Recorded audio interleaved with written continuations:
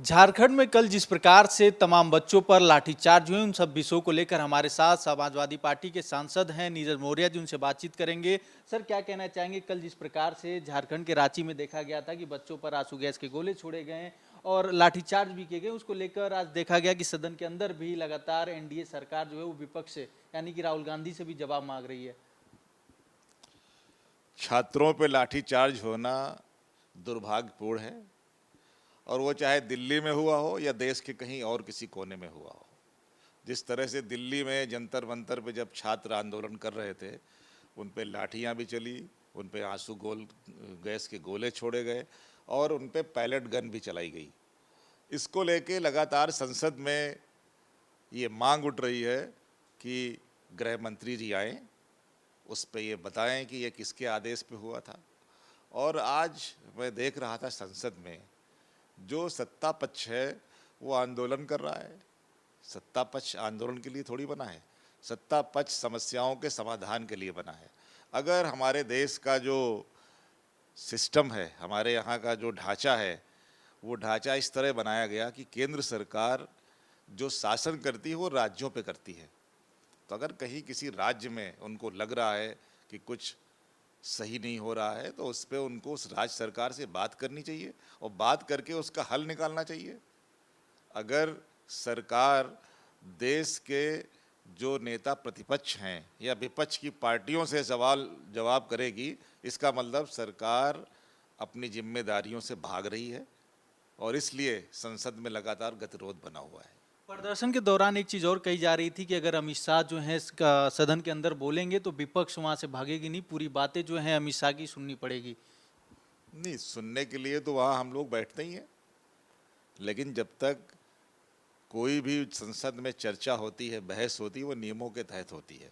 अगर उनको अपना वक्तव्य देना है तो उस वक्तव्य को जो हमारा एजेंडा आता है उस एजेंडे में वो आना चाहिए, तब तो पता लगेगा कि चर्चा कब हो रही, कितने बजे से हो रही है। अब ऐसे केवल मीडिया में उनके जो मंत्रीगण हैं वो आके बोल देंगे कि हम चर्चा करने को तैयार हैं, तो तैयार हैं तो करिए, कौन रोक रहा है। और जब आप चर्चा करोगे तो हम सब लोग उसमें शामिल होंगे और जो बातें हैं वो हम लोग रखेंगे, वो भी रखेंगे, और सच्चाई देश के सामने आनी चाहिए।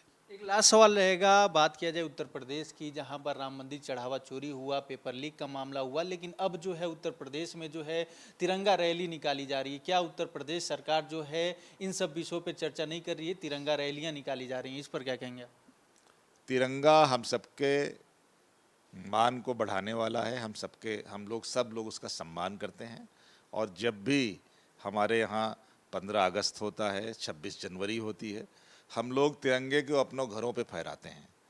तिरंगा यात्रा अपनी जगह है, लेकिन आज उत्तर प्रदेश में हमारे जो किसान भाई हैं, खास करके जो आलू के किसान हैं, उनको आलू का उचित मूल्य नहीं मिल रहा है। आज किसानों को खाद नहीं मिल रही है। इन पे भी सरकार को ध्यान देना चाहिए। तो सरकार बातों को टालने के लिए, लोगों के सामने जो असल समस्याएं हैं वो ना आए, इनसे भटकाने के लिए वो नए नए चीज़ें लाती है। लेकिन मुझे लग रहा है कि उत्तर प्रदेश के अंदर जनता जागरूक हो गई है, और जिस तरह से 2024 के परिणाम समाजवादी पार्टी के पक्ष में आए थे, उससे बड़े बहुमत के साथ 2027 में जनता समाजवादी पार्टी को लाएगी, क्योंकि अब उत्तर प्रदेश बदलाव की दिशा में चल चुका है।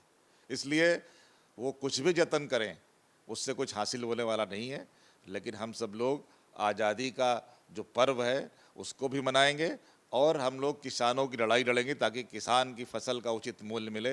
आलू किसान रो रहा है, खाद नहीं मिल रही है, इन सब पे सरकार को हम लोग ज़रूर समय समय पे बात रखते रहेंगे, ललकारते रहेंगे, बाकी सरकार जाने।